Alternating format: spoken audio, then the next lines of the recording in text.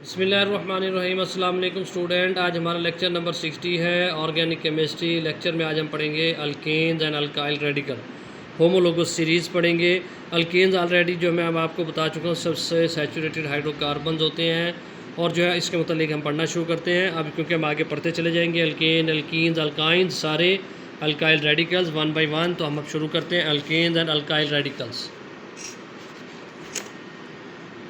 Alkanes are saturated hydrocarbons or paraffin. Para mean little, affin mean affinity. Their general formula is CN2N plus H, where N is a number of carbon atom in case of alkanes and ranges from 1 to 40. In this way, alkanes form the most important homologous series of compound. ये जो है आपने alkanes का, जब हम बाकायदा से alkanes as a topic पढ़ेंगे, उसकी प्रिपरेशन पढ़ेंगे, उसके केमिकल रिएक्शन नेक्स्ट चैप्टर में पढ़ेंगे, तो फिर आपको ये बात समझ आएगी हाइड्रोकार्बन के चैप्टर में।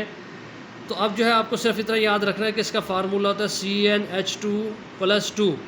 तो ये इसका फार्मूला है। तो मैं फार्मूला आपको समझाता हूँ ये किस तरह है। अगर आप जो है अपने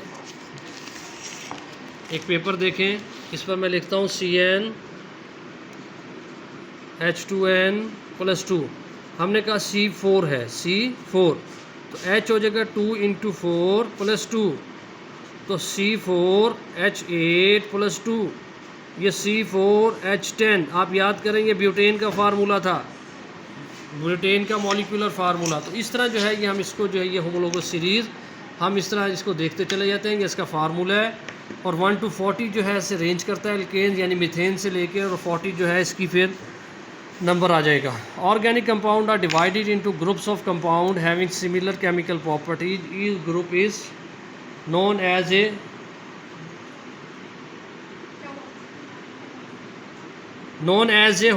homologous series. Organic compound of the same homologous series have the following properties in common. All member of series can be represented by general formula. For example, general formula of alkane, alkene and alkynes are. ये alkane का formula है। Alkyne में क्योंकि double bond होता है फिर ये +2 ख़त्म हो जाता है, जबकि अल्काइन में ट्रिपल बॉन्ड होता है तो फिर 2 और इसमें से माइनस हो जाते हैं, तो -2 respectively. Successive member of the series differ by 1 unit CH2 and 14 units in their relative molecular mass. 14 unit का फ़र्क पड़ जाता है क्योंकि कार्बन 12 है और हाइड्रोजन 2 है, तो 14 नंबर हो गए। जो मॉलिक्यूलर एटॉमिक मास है उसमें they have similar chemical properties because they contain the same functional group.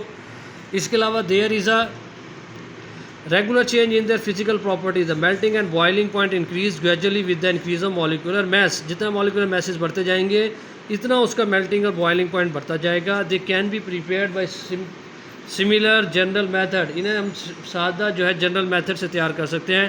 Hydrocarbons are regarded as parent organic compound.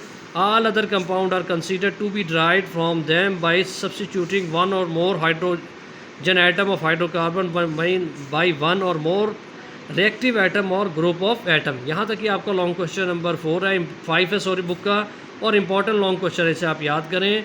Homologous series में आपने 5 पॉइंट पढ़े हैं। पहला उसका फार्मूला पढ़ा है, दूसरा आपने पढ़ा है कि हर सक्सेसिव आने वाला मेंबर में CH2 इजाफा होता है यानी 14 जो है उसका मॉलिक्यूलर मास बढ़ता चला जाता है।